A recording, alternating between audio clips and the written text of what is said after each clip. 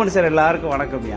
நம்ம ஆடி தபசு திருவிழாவை முன்னிட்டு இன்னைக்கு நடக்கிற அம்பாள் வீதி உலா அலங்காரத்தினுடைய சிறப்பு என்ன அப்படின்னா, சிவபெருமான் சைவ சமயத்தோட மூல நூலான வேத சிவாகமங்களை முதல்ல யாருக்கு உபதேசிக்கிறார் அப்படின்னா, அன்னையாகிய கோமதிக்கு தான் உபதேசிக்கிறார்.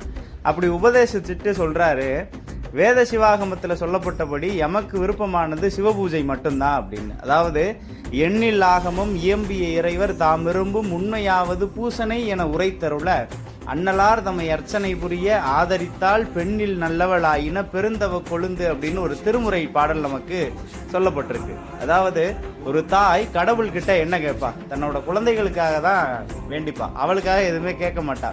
அப்படி இந்த உலக உயிர்களுக்கெல்லாம் தாயான நம் கோமதி அம்பிகை இந்த உலக உயிர்களுக்கான நலன் வேண்டி சிவனுக்கு விருப்பமாக பூஜிக்கிறது தான் இன்றைய அலங்காரத்தினுடைய சிறப்பு.